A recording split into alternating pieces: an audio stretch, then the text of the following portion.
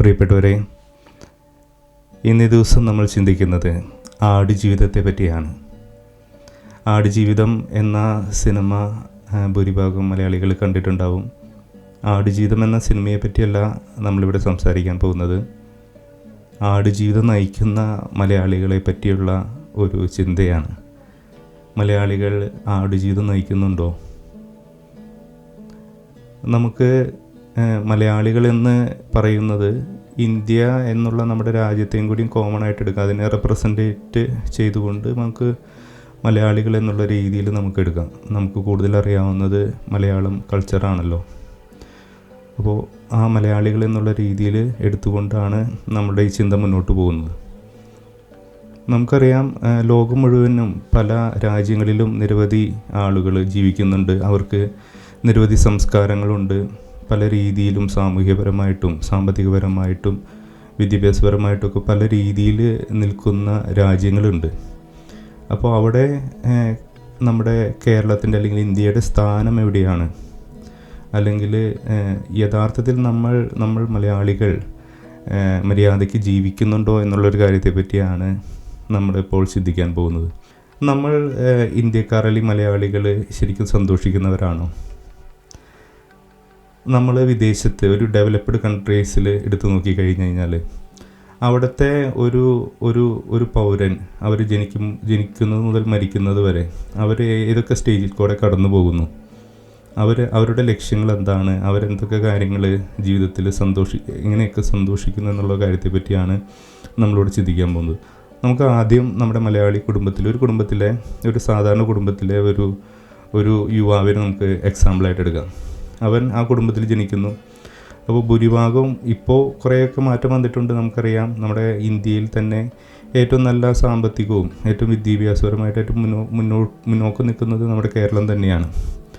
അതിലാർക്കും ഒരു തർക്കമില്ലാത്ത കാര്യമാണ്.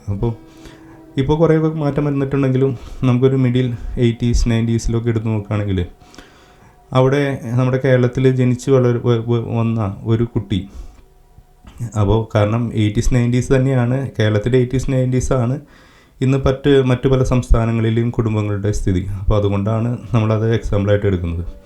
അപ്പോൾ ഒരു 80s 90s ജനിച്ചു വളർന്ന ഒരു കുട്ടിക്ക് എന്തായിരിക്കും അവന് അവിടെ കിട്ടുന്നത് കുടുംബത്തിൽ നിന്ന്? ഒരു സാധാരണ കുടുംബമാണെങ്കിൽ നമ്മുടെ കേരളത്തിലൊരു മിഡിൽ ക്ലാസ്, എന്നാൽ ഏറ്റവും താഴെയല്ല, ഒരു മിഡിൽ ക്ലാസ്സിൽ ജനിച്ച് വളർന്ന ഒരു കുട്ടിയാണെങ്കിൽ അവൻ ജനിക്കുമ്പോൾ ചിലപ്പോൾ വലിയ സാമ്പത്തികമൊന്നും ഉണ്ടാവില്ല. അപ്പോൾ അവൻ്റെ നിത്യജീവിതത്തിന് വേണ്ടിയിട്ടുള്ള കാര്യങ്ങളായിരിക്കാം അവൻ്റെ മാതാപിതാക്കൾക്ക് അവന് കൊടുക്കാനായിട്ട് സാധിക്കുന്നത്. അപ്പോൾ അവന് ചിലപ്പോൾ നിരവധി കമ്മിറ്റ്മെൻറ്റ്സ് ഉണ്ടാവാം.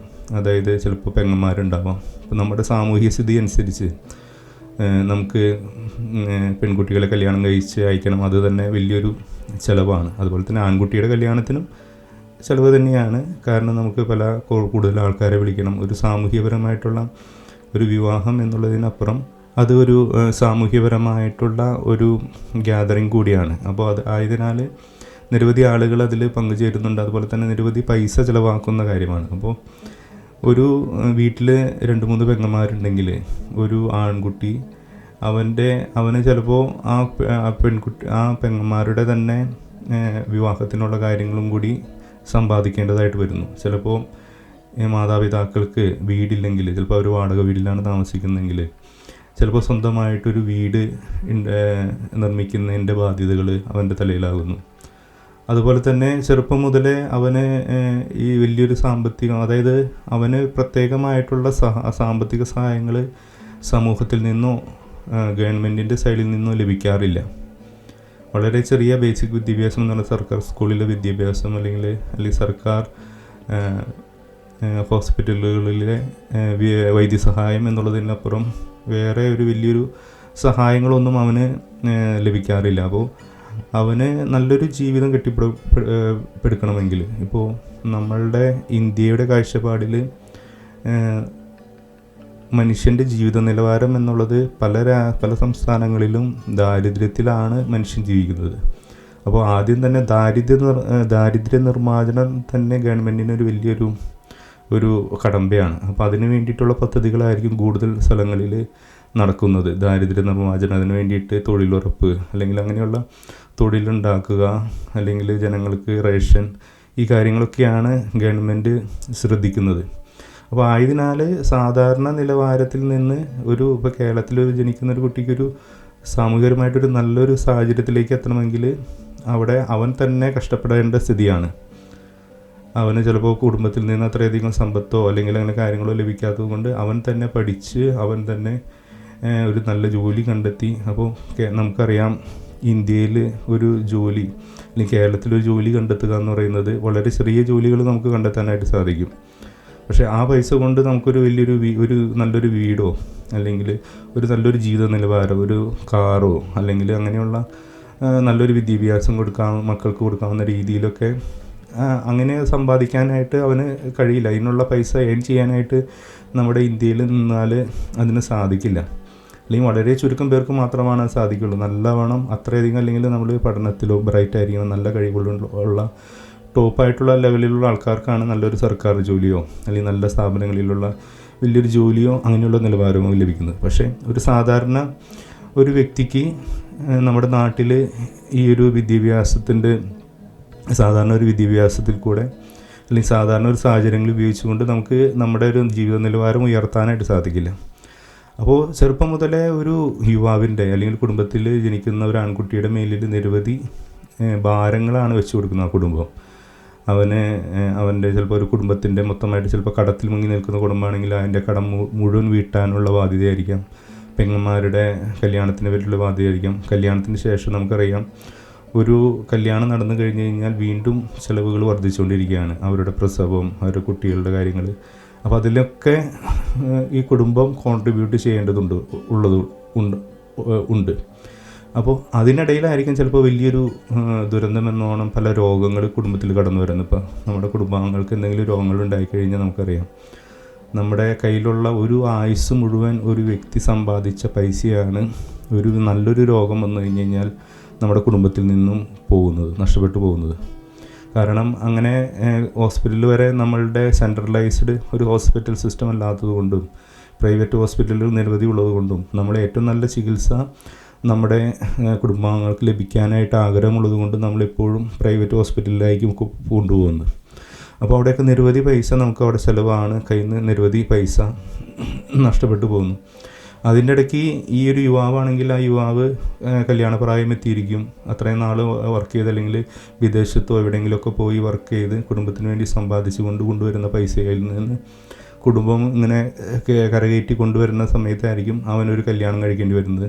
അപ്പോൾ കല്യാണം കഴിക്കാനായിട്ട് നോക്കുമ്പോൾ സമൂഹത്തിൽ വളരെയധികം ബുദ്ധിമുട്ടുകൾ. കാരണം പെൺകുട്ടികളെ കിട്ടാനില്ല. കാരണം നല്ലൊരു ജോലിയുള്ള ആൺകുട്ടികൾക്കോ അല്ലെങ്കിൽ നല്ല രീതിയിലുള്ള സാമൂഹിക നിലവാരത്തിലുള്ള ആൺകുട്ടികൾക്ക് മാത്രമാണ് നല്ല പെൺകുട്ടികളെ കിട്ടുന്നത്. അപ്പോൾ അതൊക്കെ ഇവന് വളരെയധികം പ്രഷർ ചെറുപ്പം മുതലേ ഇവൻ്റെ കൗമാരത്തിലൊക്കെ ഇവന് അത്രയധികം പ്രഷറും ബുദ്ധിമുട്ടുകളും അനുഭവിച്ചുകൊണ്ട് അവൻ ജീവിക്കേണ്ടത്. അപ്പോൾ 26-27 വയസ്സിൽ കല്യാണം കഴിക്കേണ്ട അവനെ അല്ലെങ്കിൽ 24 വയസ്സാകുമ്പോൾ കല്യാണം കഴിക്കേണ്ട അവൻ കഴിക്കുന്നത് ചിലപ്പോൾ 30 വയസ്സിനും 32 വയസ്സിലൊക്കെ ആയിരിക്കാം ഒരു പെൺകുട്ടിയെ കിട്ടുന്നതും കല്യാണം കഴിക്കുന്നതും. അപ്പോൾ അതോടുകൂടി വീണ്ടും ബാധ്യതകൾ വീണ്ടും കൂടുകയാണ്. ഈ വ്യക്തി വീണ്ടും ചിലപ്പോൾ കുടുംബവും മക്കളെയും ഭാര്യയൊക്കെ വിട്ടുകൊണ്ട് വീണ്ടും വിദേശത്ത് പോയി താമസിക്കേണ്ടി വരുന്നു, വീണ്ടും സമ്പാദിക്കേണ്ടി വരുന്നു. കാരണം നമുക്ക് സമൂഹത്തിൻ്റെ നമ്മുടെ സിസ്റ്റം റൺ ചെയ്തു പോകണമെങ്കിൽ നമുക്ക് വളരെയധികം പൈസയുടെ ചിലവുണ്ട്. ഇപ്പോൾ നമുക്കറിയാം, വീട്ടിൽ അപ്പനും അമ്മയുണ്ട്, അവർ ജോലി ചെയ്യുന്നില്ല, അല്ലെങ്കിൽ അവർക്ക് നല്ലൊരു രോഗമുണ്ട്, ഭാര്യയുണ്ട്, മക്കളുണ്ട്. ഇവരുടെയൊക്കെ വിദ്യാഭ്യാസം, ഇവരുടെ രോഗാവസ്ഥ, ഇതിനൊക്കെ പൈസ നമ്മൾ കണ്ടെത്തിയേ തീരൂ. അപ്പോൾ നമുക്ക് വേറൊരു സ്ഥലത്തു നിന്നും പൈസയും സഹായം ലഭിക്കാതെ വരുമ്പോൾ നമ്മൾ തന്നെ ഇത് ഏൺ ചെയ്യേണ്ട സ്ഥിതി വരുമ്പോഴാണ് ഈ മനുഷ്യർ അല്ലെങ്കിൽ അത്രയധികം മോശം നിലവാരത്തിൽ ജീവിക്കണം. നമുക്കറിയാം, നമ്മളൊരു വിദ്യാഭ്യാസം നേടിയ ഒരു വ്യക്തി അല്ലെങ്കിൽ നമ്മൾ മറ്റു പല രാജ്യങ്ങളും കണ്ട വ്യക്തികൾക്ക് ഒരിക്കലും താഴ്ന്ന നിലവാരത്തിൽ ജീവിക്കാൻ നമുക്ക് സാധിക്കില്ല, അല്ലേ? നമുക്കൊരു വീടൊന്നും വേണ്ട, ഒരു ഓലപ്പുരയിൽ താമസിക്കാം, മക്കൾക്കധികം വിദ്യാഭ്യാസമൊന്നും കൊടുക്കണ്ട, ഉള്ളത് കഴിച്ചാൽ മതി എന്നുള്ള രീതിയിൽ നമുക്ക് ചിന്തിക്കാനായിട്ട് സാധിക്കില്ല. കാരണം നമ്മൾ വിദ്യാഭ്യാസം നേടുകയും നമ്മൾ ലോകം അറിയുകയും ലോകത്തെ ആൾക്കാരുടെ ജീവിത നിലവാരം നമ്മൾ കാണുമ്പോൾ ആ ലെവലിലേക്ക് നമ്മൾ ജീവിതം മാറ്റണമെന്ന് ആഗ്രഹിച്ചുകൊണ്ടാണ് എല്ലാ മനുഷ്യരും വിദേശത്ത് പോയി പ്രവാസികളായിട്ട് ജീവിക്കേണ്ടി വരുന്നത്. അപ്പോൾ അവരുടെ നല്ല പ്രായത്തിൽ ചിലപ്പോൾ കല്യാണം കഴിച്ചിട്ട് 1 മാസത്തിനുള്ളിൽ തന്നെ ഭാര്യയും മക്കളെയും വിട്ടുകൊണ്ട്, അല്ലെങ്കിൽ ഭാര്യയെ വിട്ടുകൊണ്ട് വിദേശത്തേക്ക് പോകുന്ന വ്യക്തികളുണ്ട്. അവർ പിന്നെ വരുന്നത് ചിലപ്പോൾ 2 വർഷത്തിന് ശേഷമായിരിക്കാം, അല്ലെങ്കിൽ ചിലപ്പോൾ വരുന്നത് 3 വർഷവും 4 വർഷവും 5 വർഷവും 6 വർഷത്തിനൊക്കെ ശേഷമായിരിക്കും കുടുംബം അവർ തിരിച്ച് നാട്ടിൽ വന്നത് ചിലപ്പോൾ 1 മാസം അല്ലെങ്കിൽ 2 മാസം ജീവിക്കുന്നത്. അപ്പോൾ അവരുടെ കുടുംബജീവിതം തന്നെ വീണ്ടും നഷ്ടപ്പെട്ടു പോകുന്നു. അവർക്ക് കുടുംബജീവിതത്തിൽ നിന്ന് ലഭിക്കുന്ന സന്തോഷങ്ങൾ ലഭിക്കാതെ പോകുന്നു. മക്കളെ കാണാതെ ജീവിക്കേണ്ടി വരുന്നു. അപ്പോൾ അങ്ങനെ ഇവരൊരു നല്ലൊരു പ്രായമാകുമ്പോൾ മക്കൾ വലുതായി അവർക്ക് വീണ്ടും നല്ലൊരു വിദ്യാഭ്യാസം കൊടുക്കണം. അപ്പോൾ വിദ്യാഭ്യാസം കൊടുക്കണമെങ്കിൽ വീണ്ടും സർക്കാർ സ്കൂളുകളിൽ അത്രയും ബ്രൈറ്റായിട്ടുള്ള കുട്ടികളും അതുപോലെ തന്നെ വളരെ ലിമിറ്റഡ് ആയിട്ടുള്ള കുട്ടികൾക്ക് മാത്രമാണ് ഫീസില്ലാതെ പഠിക്കാൻ സാധിക്കുന്നത്. അപ്പോൾ അത്രയധികം പഠനത്തിൽ മുന്നോക്കം നിൽക്കാത്ത കുട്ടികളാണെങ്കിൽ അവരെ വീണ്ടും പ്രൈവറ്റ് സ്കൂളുകളിലൊക്കെ പഠിപ്പിക്കേണ്ടി വരുന്നു. വീണ്ടും ബാധ്യതകൾ, വീണ്ടും അവരുടെ കല്യാണം. അപ്പോൾ ഇതൊക്കെ നിരന്തരമായിട്ടൊരു വ്യക്തിയെ വീണ്ടും പ്രവാസത്തിലേക്ക് നയിക്കുന്നു, അല്ലെങ്കിൽ അവരുടെ ജീവിതം ദുരിതപൂർണ്ണമാക്കുന്നു. അപ്പോൾ അവർക്ക് ആകെ ഒരു സംതൃപ്തി എന്നുള്ളത് തൻ്റെ മക്കളും തൻ്റെ കുടുംബവും നല്ല രീതിയിൽ വളരുന്നുണ്ട് എന്നുള്ള കാര്യമായിരിക്കും അവർക്ക് ചിലപ്പോൾ സംതൃപ്തി നൽകുന്നത്. പക്ഷേ അവരുടെ ജീവിതം മുഴുവൻ, ഒരു മനുഷ്യായുസ് മുഴുവൻ അവർ മറ്റുള്ളവർക്ക് വേണ്ടി ഹോമിച്ച് അവരുടെ ജീവിതം അവസാനത്തിലേക്ക് എത്താണ്. അപ്പോൾ ചിലപ്പോൾ ഒരു 50 വയസ്സിലായിരിക്കും അവർ പ്രവാസ ജീവിതത്തിൽ നിന്നും ചിലപ്പോൾ നാട്ടിലേക്ക് വന്നുകൊണ്ട് വീണ്ടും നാട്ടിൽ ജീവിക്കാനായിട്ട് ശ്രമിക്കുന്നത്. അപ്പോഴേക്കും അവരുടെ ആരോഗ്യം മുഴുവൻ നശിച്ചിട്ടുണ്ടാവും, അല്ലെങ്കിൽ അവർക്ക് വേണ്ടത്ര രീതിയിൽ ഈ നാടുമായിട്ട് പൊരുത്തപ്പെടാതെ പോകുമായിരിക്കും. ഭാര്യയുമായിട്ടുള്ള ബന്ധങ്ങൾ ചിലപ്പോൾ അറ്റുപോയിട്ടുണ്ടാവും, മക്കളുമായിട്ടുള്ള കമ്മ്യൂണിക്കേഷൻസൊക്കെ പോയിട്ടുണ്ടാവും. അപ്പോൾ അങ്ങനെയൊക്കെ ആയിരിക്കും ഒരു ഭൂരിഭാഗം മലയാളികളുടെ ഒരു ജീവിതം. ഇപ്പോഴത്തെ പുതിയ ജനറേഷനിൽ ചിലപ്പോൾ മാറ്റം വന്നിട്ടുണ്ടാകും. കാരണം അന്നത്തെ പ്രവാസികളായിട്ടുള്ള മാതാപിതാക്കളുടെ മക്കളായിരിക്കും ഇപ്പോഴത്തെ ന്യൂ ജനറേഷൻ. അപ്പോൾ അവർക്ക് ചെറുപ്പം മുതൽ എല്ലാ കാര്യങ്ങളും ലഭിച്ചാലുകൊണ്ട് അവർക്ക് അധികം ടെൻഷൻ അടിക്കേണ്ട ആവശ്യം വന്നിട്ടുണ്ടാവില്ല. പക്ഷെ ഭൂരിഭാഗം മലയാളികൾ ഇപ്പോഴും അങ്ങനെ ഒരു പ്രവാസത്തിലാണ് ജീവിക്കുന്നത്. അപ്പോൾ അങ്ങനെ എടുത്ത് നോക്കിക്കഴിഞ്ഞാൽ ഈ മനുഷ്യൻ എപ്പോഴാണൊന്ന് സന്തോഷിക്കുന്നത്, അവൻ്റെ ജീവിതത്തിൽ ജനിച്ച് വീഴുമ്പോൾ മുതലേ അവൻ്റെ തലയിൽ വലിയൊരു ഭാരം വെച്ച് കൊടുക്കുകയാണ്. ഒന്ന്, നമുക്കറിയാം ഓരോ ആളോഹരി കടം എന്ന് പറയുന്ന ഒരു സംഭവം. അതായത് കേരളത്തിൽ ജനിക്കുന്ന ഓരോ വ്യക്തിയുടെയും തലയിൽ നമ്മുടെ ഓരോ തല എണ്ണിക്കൊണ്ട് നമ്മളുടെ സർക്കാർ നമുക്ക് വേണ്ടി കടം മേടിച്ചിട്ടുണ്ട്. അതുപോലെ ഇന്ത്യയിലും അതുപോലെ തന്നെ എല്ലായിടത്തുണ്ട്. അപ്പോൾ ജനിക്കുമ്പോൾ മുതലേ നമ്മൾ ഈ ഭൂമിയിൽ ജനിച്ച് വീഴുമ്പോൾ മുതൽ കടക്കാരനായിട്ട് മാറിക്കൊണ്ടിരിക്കുകയാണ്. പിന്നീട് നമ്മൾ വീണ്ടും ചെയ്തു പോകുന്ന കാര്യങ്ങൾ, ഒരു വീട് വയ്ക്കാൻ പോകുന്നു, അല്ലെങ്കിൽ മറ്റു പല കാര്യങ്ങൾക്ക് വീണ്ടും ലോണുകൾ, അല്ലെങ്കിൽ മറ്റുള്ള കാര്യങ്ങൾ. അപ്പോൾ ഇതൊക്കെ ഒരു വ്യക്തിയുടെ മേലിൽ വലിയൊരു ഭാരം വെച്ചുകൊണ്ട് അവൻ്റെ ജീവിതം ദുസ്സഹപൂർണ്ണമാക്കിക്കൊണ്ട് അവൻ ജീവിതം മുഴുവൻ ജീവിച്ച് തീർക്കേണ്ട ഗതികേടാണ് വരുന്നത്. അപ്പോൾ അതൊരു ആടുജീവിതം തന്നെയാണ് അല്ലേ. നമ്മൾ മരുഭൂമിയിൽ അകപ്പെട്ട ഒരു നജീബ് എന്ന വ്യക്തിയുടെ കഥയാണ് ആടുജീവിതമെങ്കിൽ, അതുപോലെ തന്നെ കേരളത്തിൽ അല്ലെങ്കിൽ നമ്മുടെ അതുപോലത്തെ ഒരു നാട്ടിൽ ഇതുപോലത്തുള്ള ഒരവസ്ഥയിൽ ജീവിക്കേണ്ടി വരുന്ന ഓരോ വ്യക്തിയും ഓരോ ആടുജീവിതമാണ് നയിക്കുന്നത്. അപ്പോൾ ഈ ആടുജീവിതത്തിൻ്റെ ഈ ഒരു വ്യാപ്തി മനസ്സിലാക്കണമെങ്കിൽ, അപ്പോൾ നമ്മൾ വിചാരം എന്താണെന്ന് വെച്ച് കഴിഞ്ഞാൽ നമ്മൾ കേരളത്തിലെ ജനങ്ങളാണ് കുറച്ചും കൂടി നമ്മൾ കമ്പയർ ചെയ്യുന്നത് ചിലപ്പോൾ നമ്മുടെ അയൽവക്കത്തെ സംസ്ഥാനങ്ങളിലെ ജനങ്ങളോടായിരിക്കും. കേരളത്തിലെ ജനങ്ങളുടെ സ്ഥിതിയാണെങ്കിൽ മറ്റുള്ളവരുടെ സ്ഥിതി എന്തായിരിക്കും എന്ന് നമുക്ക് ഊഹിക്കാവുന്നതുള്ളൂ. അപ്പോൾ നമ്മളെപ്പോഴും കമ്പയർ ചെയ്യുന്ന അവരോട് വെച്ചിട്ടായിരിക്കും അവരിൽ നിന്നും നമ്മൾ നല്ല രീതിയിൽ ജീവിക്കുന്നുണ്ടല്ലോ എന്നുള്ള കാര്യമായിരിക്കും ഒരു മനുഷ്യനെ പോസിറ്റീവായിട്ട് മുന്നോട്ട് നയിക്കുന്ന ഒരു കാര്യം. പക്ഷേ യഥാർത്ഥത്തിൽ നമ്മളൊരു വികസിത രാജ്യങ്ങളിലെ പൗരന്മാരെടുത്ത് നോക്കിക്കഴിഞ്ഞ് കഴിഞ്ഞാൽ അറിയാം, അവരും നമ്മൾ തമ്മിലുള്ള ഒരു അന്തരം എന്ന് പറയുന്നത് പാവപ്പെട്ടവൻ്റെ മകനും പണക്കാരൻ്റെ മകനും തമ്മിലുള്ള വ്യത്യാസമാണ്.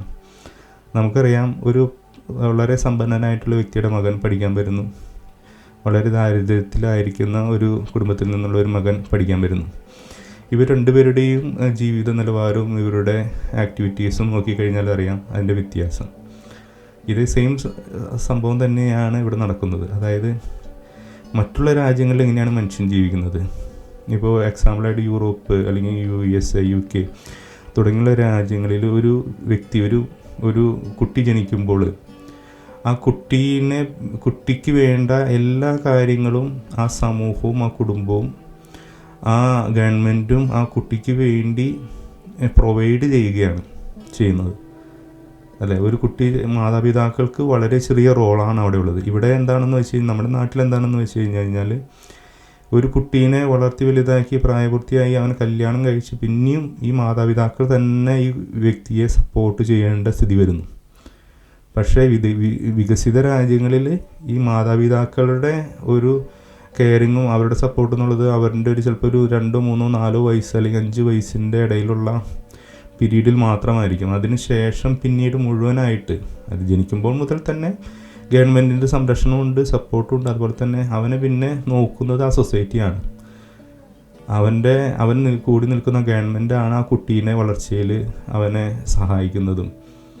അപ്പോൾ ആ മാതാപിതാക്കൾക്ക് ഒരു കുട്ടി ഒരുവിധം ഒരു പ്രായപൂർത്തിയാവാറായി കഴിഞ്ഞാൽ അവന് മാതാപിതാക്കൾക്ക് ഒരു റെസ്പോൺസിബിലിറ്റി ഇല്ല.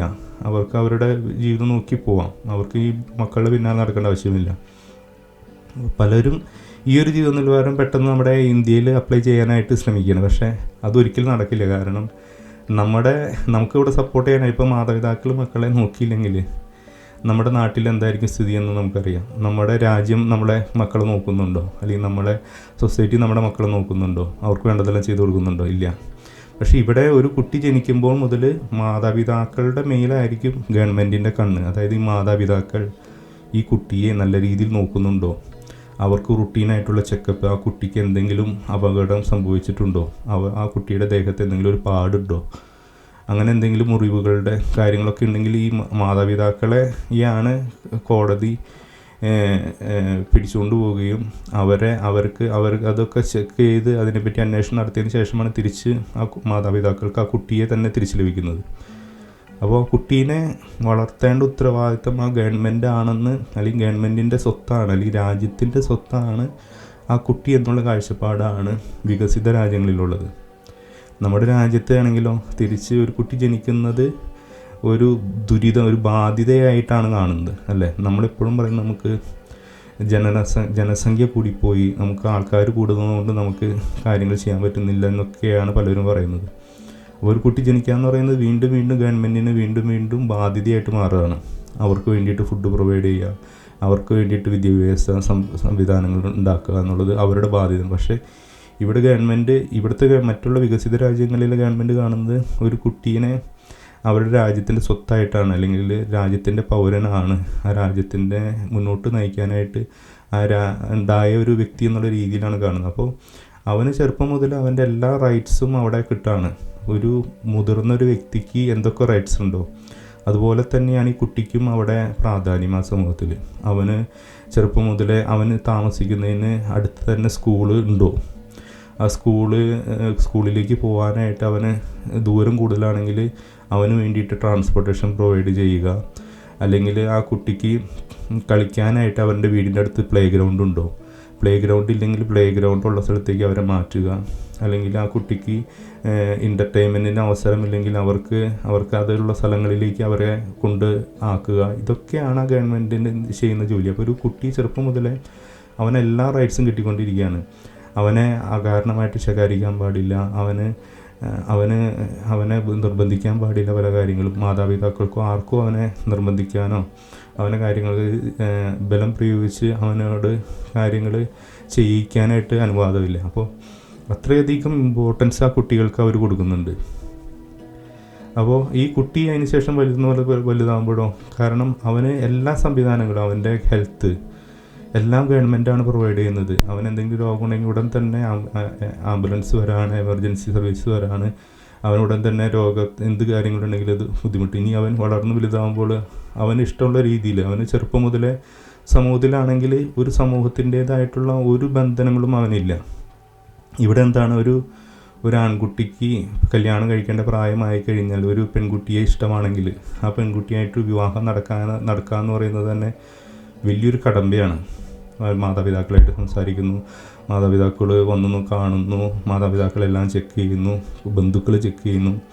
എല്ലാം കഴിഞ്ഞതിന് ശേഷം എല്ലാവരുടെ അപ്രൂവൽ അല്ലെങ്കിൽ കാര്യങ്ങളുണ്ടായതിന് ശേഷമാണ് ഒരു വിവാഹം അറേഞ്ച്ഡ് മാരേജ് നടക്കുന്നത്. അല്ലെങ്കിൽ ഇവൻ എന്തെങ്കിലും കാര്യങ്ങൾ ഈ കുട്ടിയുമായിട്ട് ഒളിച്ചോടണം. അപ്പോൾ സമൂഹത്തിൽ അവനെ പുറത്താക്കുന്ന രീതിയിലുള്ള ഒരു സമീപനമാണ് നമ്മൾ ചെയ്യുന്നത്.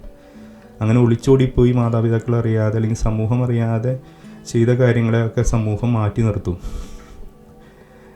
അത് നോർമലല്ല, അല്ലെങ്കിൽ അവർ ചെയ്ത് തെറ്റാണെന്നുള്ള രീതിയിലൊക്കെ അതിനെ കണ്ട് അതിനെ മാറ്റി നിർത്തും. അപ്പോൾ പക്ഷേ ഇവിടെയാണെങ്കിൽ ഒരു മകൻ ഒരു വ്യക്തി പ്രായപൂർത്തിയാകാൻ തുടങ്ങുമ്പോഴേ തന്നെ അവന് ഏത് പെൺകുട്ടിയെ വേണമെങ്കിൽ ആയിട്ട് സംസാരിക്കും. ഇപ്പം നമുക്കറിയാം, നമ്മുടെ നാട്ടിലൊരു പെൺകുട്ടിയായിട്ട് സംസാരിക്കുക, ഒറ്റയ്ക്ക് ഇരുന്ന് സംസാരിച്ച് കഴിഞ്ഞാൽ, അല്ലെങ്കിൽ സ്കൂളിൽ തന്നെ പോകുന്ന സമയത്തും സംസാരിച്ച് കഴിഞ്ഞ് കഴിഞ്ഞാൽ അതിൻ്റെ എന്തൊക്കെ രീതിയിലാണ് അത് എടുക്കുന്നത്, അല്ലെങ്കിൽ എന്തൊക്കെ രീതിയിലാണ് അത് മാറ്റം വരുത്തുന്നത്. ഇപ്പോൾ കുറേയൊക്കെ മാറ്റം വന്നിട്ടുണ്ടെങ്കിലും പഴയ കാലത്ത് ഇതൊന്നും ആയിരുന്നില്ല സ്ഥിതി, അല്ലേ? പക്ഷേ ഇവിടെ ഒരു ചെറുപ്പം കാലം മുതലേ അവർക്ക് ഏത് പെൺകുട്ടികളുമായിട്ട് ഒരുമിച്ച് താമസിക്കാനും എത്ര പാർട്ട്നേഴ്സിൻ്റെ അടുത്ത് പോലും അല്ലെങ്കിൽ ഏത് രീതിയിലും അവർക്ക് ജീവിക്കാനുള്ള സാഹചര്യം, സ്വാതന്ത്ര്യം ഇവിടെ കൊടുക്കുന്നുണ്ട്. അപ്പോൾ കുട്ടികളാകുമ്പോൾ മുതലേ അവർക്ക് എല്ലാ കാര്യങ്ങൾക്കുള്ള സ്വാതന്ത്ര്യം, അതുപോലെ തന്നെ പ്രായപൂർത്തിയാകുന്നതിന് മുമ്പ് തന്നെ അവർക്ക് ജോലി ചെയ്യാൻ, സ്വന്തം കാലിൽ നിൽക്കാനുള്ള ഒരു പ്രാപ്തി കൊടുക്കുന്നു.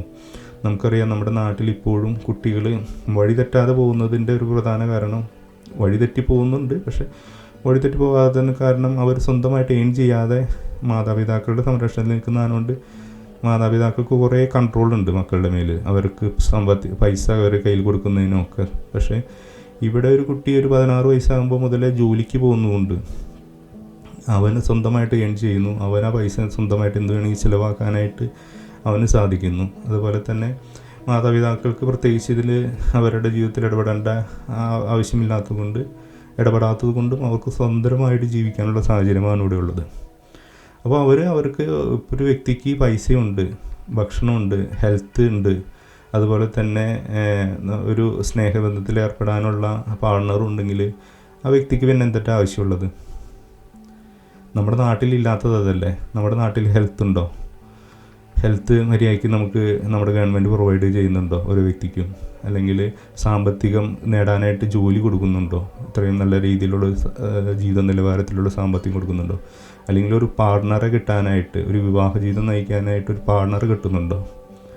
അപ്പോൾ ഇതൊന്നുമില്ലാതെയാണ് നമ്മുടെ നാട്ടിലെ ജനങ്ങൾ ജീവിക്കുന്നത്. അപ്പോൾ അത് യഥാർത്ഥത്തിൽ മറ്റൊരു രാജ്യത്തിൽ വന്നുകൊണ്ട് ആ ജനത എങ്ങനെയാണ് ജീവിക്കുന്നത് കാണുമ്പോഴാണ് നമുക്ക് നമ്മുടെ നാട്ടിലെ ജനങ്ങൾ എത്രയധികം താഴേക്കിടയിലാണ്, അല്ലെങ്കിൽ എത്രയധികം മോശ രീതിയിലാണ് ജീവിക്കുന്നത് മനസ്സിലാവുള്ളൂ.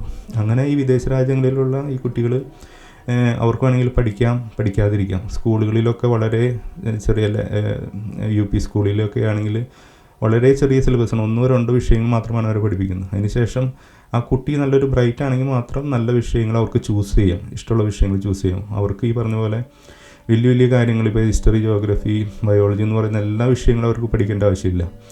അവർക്ക് ചൂസ് ചെയ്യണ ഏത് വിഷയമാണോ അത് മാത്രം പഠിച്ച് അവർക്ക് മുന്നോട്ട് പോകും. കാരണം അവർക്കറിയാം, 18 വയസ്സായിട്ടുള്ള ഒരാൾ അല്ലെങ്കിൽ 16 വയസ്സുള്ള ഒരു കുട്ടി അവൻ പഠിച്ചാലും പഠിച്ചില്ലെങ്കിൽ അവന് പുറത്തിറങ്ങി കഴിഞ്ഞ് കഴിഞ്ഞാൽ ഒരു ജോലി കിട്ടും. ജോലി കിട്ടിക്കഴിഞ്ഞാൽ അവൻ്റെ സാലറി എന്നുള്ളത് മിനിമം ഒരു സാലറി അവിടെ ഉണ്ട്. അതായത് ആ സാലറി വെച്ചിട്ട് തന്നെ അവനൊരു വീട് മേടിക്കാനും ഒരു കാർ മേടിക്കാനോ അല്ലെങ്കിൽ ഒരു കുടുംബം ജീവിക്കാനുള്ള എല്ലാ സാഹചര്യവും ആ സാലറിയിൽ നിന്ന് തന്നെ കിട്ടും. അപ്പോൾ അവന് പ്രത്യേകിച്ച് ഇപ്പോൾ വിദ്യാഭ്യാസം നേടിയില്ലെങ്കിലും കുഴപ്പമില്ല. കാരണം അവൻ്റെ ഗവൺമെൻറ് അവിടെ മിനിമം വേജ് അവന് കൊടുക്കുന്നുണ്ട്. ഇപ്പോൾ നമ്മുടെ നാട്ടിൽ എന്താ സ്ഥിതി? ഒരു മനുഷ്യൻ നല്ല രീതിയിൽ പഠിച്ച് നല്ല കഴിവ് നേടി അല്ലെങ്കിൽ നല്ല രീതിയിൽ ബിസിനസ് ചെയ്ത് അത്രയധികം സക്സസ്ഫുൾ ആയവർക്ക് മാത്രമാണ് നാട്ടിലൊരു നല്ലൊരു സാമ്പത്തിക നിലവാരമുള്ളത്. അല്ലാത്തവൻ്റെ സ്ഥിതി എന്താണ്? ഒരു സാധാരണ കൂലിപ്പണിക്ക് പോയി പൈസ വെച്ചുകൊണ്ട് ഒരു ദിവസം പെട്രോൾ അടിച്ചുകൊണ്ട് ജീവിക്കാനായിട്ട് സാധിക്കും. ഇപ്പോൾ പെട്രോളിൻ്റെ വില ഇപ്പോൾ നമ്മൾ വികസിത രാജ്യങ്ങളായിട്ട് കമ്പയർ ചെയ്ത് നോക്കുമ്പോൾ ഇന്ത്യയിലെ പൈസയും ഇവിടുത്തെ പെട്രോളിൻ്റെ പൈസയും തുല്യമാണ്. പക്ഷേ എന്താ വ്യത്യാസം എന്ന് പറഞ്ഞു കഴിഞ്ഞാൽ ഇവിടെ 10 മിനിറ്റ് ജോലി ചെയ്താൽ കിട്ടുന്ന സാലറി പൈസ കൊണ്ട് 1 ലിറ്റർ പെട്രോൾ മേടിക്കാവുന്നത് ഇന്ത്യയിൽ അര ദിവസം മുഴുവൻ പണിയെടുത്താൽ മാത്രമായിരിക്കും 1 ലിറ്റർ പെട്രോൾ മേടിക്കാനായിട്ട് സാധിക്കുന്നത്. അപ്പോൾ ആ ഒരു ഡിഫറൻസ് ഇവിടെ ഉണ്ട്. ഇവിടെ സാധനങ്ങൾക്കൊക്കെ നിരവധി പൈസ കൂടുതലാണെങ്കിൽ തന്നെയും നമ്മുടെ സാലറി ലഭിക്കുന്ന സാലറിയായിട്ട് കമ്പയർ ചെയ്ത് നോക്കുമ്പോൾ അത് വളരെയധികം ചിലവ് കുറഞ്ഞ രീതിയിലാണ്. അപ്പോൾ ഇവിടെ മനുഷ്യൻ ജീവിക്കണമെങ്കിൽ നല്ല രീതിയിൽ ജീവിക്കണമെങ്കിൽ ഇവിടുത്തെ മിനിമം സാലറി വെച്ചുകൊണ്ട് ഒരു മനുഷ്യന് നല്ല സന്തോഷമായിട്ട് ജീവിക്കാനായിട്ട് സാധിക്കും. അതുകൂടാതെ ഗവൺമെൻറ്റിൻ്റെ നിരവധി സ്കീമുകൾ, വീടില്ലാത്തവർക്ക് വീട് മേടിക്കാൻ ബുദ്ധിമുട്ടുള്ളവർക്ക് വീട് മേടിക്കാൻ കഴിയുന്ന സ്കീമുകൾ, അതുപോലെ തന്നെ എന്തെങ്കിലും നമ്മുടെ കുടുംബത്തിൽ ഇപ്പോൾ നമുക്കറിയാം നമ്മുടെ വീട്ടിൽ ഒരാൾക്ക് പെട്ടെന്ന് രോഗം വന്നു കഴിഞ്ഞാൽ, അതാണ് മെയിൻ ഹൈലൈറ്റ് ഇവിടുത്തെ വികസിത രാജ്യങ്ങളിലെ. അതായത് ഒരു രോഗം വന്നു കഴിഞ്ഞ് കഴിഞ്ഞാൽ നമ്മൾ നമ്മളുടൻ തന്നെ പ്രൈവറ്റ് ഹോസ്പിറ്റലിലേക്ക് പോകുന്നു. നമുക്കറിയാം ഗവൺമെൻറ് ഹോസ്പിറ്റലിൽ പോയി കഴിഞ്ഞ് കഴിഞ്ഞാൽ അവിടെ കാലതാമസം നേരിടും, അല്ലെങ്കിൽ പ്രോപ്പറായിട്ടുള്ള ചികിത്സ കിട്ടാനായിട്ട് വൈകും എന്നൊക്കെയുള്ള പേടിയുള്ളത് കൊണ്ട്, അങ്ങനത്തെ നിരവധി സംഭവങ്ങളുള്ളത് കൊണ്ടും നമ്മൾ ഉടൻ തന്നെ പ്രൈവറ്റ്, ഒരുവിധം സാമ്പത്തികമുള്ളവരുടൻ തന്നെ പ്രൈവറ്റ് ഹോസ്പിറ്റലിലേക്ക് പോകും. അവിടെ ചെന്ന് കഴിഞ്ഞാൽ നമുക്കറിയാം അവർ അതിനൊരു ബിസിനസ് മൈൻഡോടുകൂടി കാണും. നമുക്ക് ഇല്ലാത്തതും ഉള്ളതുമായിട്ടുള്ള എല്ലാ കാര്യങ്ങളും നമ്മളെ കൊണ്ട് ചെയ്യിപ്പിച്ച് നമ്മുടെ ഒരു ജീവിതത്തിൻ്റെ ഒരു പ്രധാന സമ്പത്ത് മുഴുവനായിട്ട് അവിടെ കൊടുക്കേണ്ടി വരും. പക്ഷേ വികസിത രാജ്യങ്ങളിൽ എന്ന് പറയുന്നത് ഹെൽത്ത് സിസ്റ്റം പൂർണ്ണമായും ഗവൺമെൻറ്റിൻ്റെ കയ്യിലാണ്. അപ്പോൾ അവിടെ അനാവശ്യമായിട്ടൊരു രോഗിയെ ഞെക്കിപ്പിഴിയേണ്ട ആവശ്യമില്ല. കാരണം ഗവൺമെൻറ്റിൻ്റെ ബാധ്യതയാണ് അവർക്ക് ഹെൽത്ത് പ്രൊവൈഡ് ചെയ്യുക എന്നുള്ളത്. അപ്പോൾ ആ സിസ്റ്റം അവിടെ പണ്ട് മുതലേ ഇംപ്ലിമെൻറ്റ് ചെയ്ത കാലം കൊണ്ട് ജനങ്ങളുടെ സംസ്കാരവും ജനങ്ങളുടെ ജീവിത രീതി അതുപോലെ തന്നെയാണ്. അതായത് അവർക്ക് ഹെൽത്ത് കെയറിനെ പറ്റി വേറൊരു ഹോസ്പിറ്റലിൽ പോകേണ്ട ആവശ്യങ്ങളൊന്നുമില്ല. അവർക്ക് എന്തെങ്കിലും രോഗമുണ്ട് ഇവിടെ തന്നെ GPയിലേക്ക് വിളിക്കുക, അല്ലെങ്കിൽ ഹോസ്പിറ്റലിലേക്ക് പോവുക, എമർജൻസിയിൽ പോവുക എന്നുള്ളത് മാത്രമുള്ള അവർക്ക് ഡ്യൂട്ടി. ബാക്കിയുള്ളതൊക്കെ അവിടുത്തെ ഗവൺമെൻറ് കാര്യങ്ങളാണ് ചെയ്യുന്നത്. അപ്പോൾ അതിന് അവരുടേതായ കാലതാമസങ്ങളും പ്രൊസീജിയറുകളും ഉണ്ട്, അത് വേറെ കാര്യം. പക്ഷേ ഇവർക്ക് വേറെ എന്തിനെപ്പറ്റി ചിന്തിക്കേണ്ട, വേറെ ഒരു ഓപ്ഷന് വേണ്ടി ഇവർ ചിന്തിക്കാറില്ല. അതായത് എത്ര വലിയ രോഗം വന്നാലും ഗവൺമെൻറ് അതിന് ട്രീറ്റ്മെൻറ്റ് കൊടുക്കും, അല്ലെങ്കിൽ ഗവൺമെൻറ്റിൻ്റെ സിസ്റ്റത്തിൽ കൂടെ അവർ വെയിറ്റ് ചെയ്തുകൊണ്ട് ആ സിസ്റ്റത്തിൽ കൂടെ തന്നെ പോകും. അതല്ലാതെ അവരുടൻ തന്നെ വിചാരിക്കുകയാണ് കേരളത്തിൽ അല്ലെങ്കിൽ ഇന്ത്യയിൽ പോയി കഴിഞ്ഞ് കഴിഞ്ഞാൽ ഇതിന് പെട്ടെന്നൊരു സർജറി നടത്തി ഇത് ചെയ്യാൻ വേറെ രാജ്യങ്ങളിൽ പോയി ചെയ്യാം, അല്ലെങ്കിൽ വേറൊരു പ്രൈവറ്റ് ഹോസ്പിറ്റൽ, അങ്ങനെ ചിന്തിക്കാറില്ല അവർ. പിന്നെ കയ്യിൽ പൈസ ഉള്ളവർ ചിലപ്പോൾ ഇങ്ങനെ സമയം കുറവ് പെട്ടെന്ന് കാര്യങ്ങൾ ചെയ്യാനുള്ളതുകൊണ്ട് ചിലപ്പോൾ ഇന്ത്യയിലൊക്കെ വന്ന് സർജറി ഒക്കെ ചെയ്യുന്നവരുണ്ട്. അത് അത്രയധികം സമ്പത്തുള്ളവരാണ്, അല്ലെങ്കിൽ അത്രയധികം ഇതുള്ളവരാണ്, അല്ലെങ്കിൽ ഭൂരിഭാഗം ആളുകൾ ഇവിടുത്തെ സിസ്റ്റമായിട്ട് പൊരുത്തപ്പെട്ടുകൊണ്ട് ആണ് ജീവിക്കുന്നത്. അപ്പോൾ ഹെൽത്തിനെ പറ്റി അവർ നോക്കേണ്ട ആവശ്യമില്ല. പിന്നെ രണ്ടാമത്, അവരുടെ കുടുംബത്തിൽ ഇപ്പോൾ ഒരു ബുദ്ധിമുട്ടുള്ള ഒരു കുട്ടി ജനിക്കുകയാണ്, അല്ലെങ്കിൽ പല ശാരീരിക പ്രത്യേകതകളുമായിട്ട് ഏതെങ്കിലും കുട്ടികൾ ജനിക്കുകയാണെങ്കിൽ നമ്മുടെ നാട്ടിൽ എന്താണ്, ആ കുട്ടിക്ക് വേണ്ടിയിട്ടൊരു മാതാപിതാക്കൾ അവരുടെ ജീവിതം മുഴുവൻ ഒഴിഞ്ഞു വയ്ക്കേണ്ട സ്ഥിതിയാണ്. അവർക്ക് ജോലി ചെയ്യാൻ പറ്റില്ല, അവർക്ക് ഈ മക്കളെ നോക്കിക്കൊണ്ട് വീട്ടിൽ തന്നെ ഇരിക്കണം. അതിനു വേണ്ടിയിട്ട് ഗവൺമെൻറ് ഭാഗത്ത് ഒരു സഹായമോ അല്ലെങ്കിൽ ഒരു സംരക്ഷണം അവർക്ക് കിട്ടുന്നത് വളരെ ചുരുക്കമായിട്ട് മാത്രമാണ് കൊടുക്കുന്നത്. അത് ഇപ്പോഴൊക്കെയാണ് കൊടുക്കുന്നത്. പക്ഷേ ഇവിടെ എന്ന് പറഞ്ഞാൽ അങ്ങനത്തെ ഒരു കുട്ടി ഉണ്ടെങ്കിൽ അവർക്ക് ഓരോ മാസവും ഗവൺമെൻറ്റിൻ്റെ ഭാഗത്തു നിന്ന് സപ്പോർട്ടാണ് ലഭിച്ചുകൊണ്ടിരിക്കുന്നത്, പൈസയുമായിട്ടും. അല്ലെങ്കിൽ ഈ കുട്ടിക്ക് വിദ്യാഭ്യാസത്തിന് പോകാൻ, നമുക്കറിയാം ഇങ്ങനെ ശാരീരിക പ്രത്യേകമായിട്ടുള്ള കുട്ടികൾക്ക് നോർമലായിട്ടുള്ള രീതിയിലൊരു ട്രാൻസ്പോർട്ടേഷൻ പ്രൊവൈഡ് ചെയ്ത് കഴിഞ്ഞാൽ നടക്കില്ല. അപ്പോൾ ഇവിടുത്തെ ഗവൺമെൻറ് ചെയ്യുന്നത് അവർക്ക് വേണ്ടി സ്പെഷ്യൽ ട്രാൻസ്പോർട്ടേഷൻസ് പ്രൊവൈഡ് ചെയ്യുന്നു, സ്പെഷ്യൽ സ്കൂളുകൾ ഉണ്ടാക്കുന്നു, അവിടെ റെഗുലറായിട്ട് ഈ കുട്ടികളെ വിടുന്നു. അപ്പോൾ അത് ഗവൺമെൻറ്റിൻ്റെ തന്നെ ഉത്തരവാദിത്തമാണ്. അതുകൂടാതെ ഈ കുട്ടികൾക്ക് എൻ്റർടൈൻമെൻറ്റിന് വേണ്ടിയിട്ടും കൂടി ഗവൺമെൻറ് പൈസ ചിലവാക്കുന്നത് കാണുമ്പോഴാണ് നമുക്കറിയാം നമ്മുടെ നാട്ടിൽ ഒരു ദാരിദ്ര്യ നിർമ്മാർജ്ജനം അല്ലെങ്കിൽ ഭക്ഷണം കൊടുക്കാനാണ് ഗവൺമെൻറ് കഷ്ടപ്പെടുന്നത്. പക്ഷേ ഇവിടെ ആ കുട്ടികളുടെ ശാരീരികവും മാനസികവുമായിട്ടുള്ള എൻ്റർടൈൻമെൻറ്റിന് വേണ്ടി വരെ ഇവിടെ പൈസ ചിലവാക്കുന്നുണ്ട്. ആ കുട്ടികൾക്ക് തിയേറ്ററിൽ പോകാൻ, ആ കുട്ടികൾക്ക് ക്ലബ്ബിൽ പോകാനായിട്ട്, പബ്ബിൽ പോകാനായിട്ട്, അങ്ങനെയൊക്കെ രീതിയിൽ ഇവർ അത്രയധികം കെയറോട് കൂടിയാണ് ഓരോ വ്യക്തികളെ കാണുന്നത്. അപ്പോൾ ഈ സാധാരണ ഇവിടുത്തെ ഒരു പൗരന് ഒരു ടെൻഷൻ എടുക്കേണ്ട ആവശ്യമില്ല. കാരണം എല്ലാവരും ഗവൺമെൻറ് സപ്പോർട്ട് ചെയ്യുന്നുണ്ട്. അവൻ എവിടെ വന്ന് വീണല്ലോ. അതുപോലെ തന്നെ ഇവിടെ ഒരു ഇൻഷുറൻസ് സിസ്റ്റങ്ങളൊക്കെ ഉള്ളതുകൊണ്ട് എന്ത് വന്നു കഴിഞ്ഞാൽ തന്നെയും എല്ലാം കവേർഡാണ്, എല്ലാവരും പ്രൊസീജിയറിൽ കൂടെയാണ് പോകുന്നത്.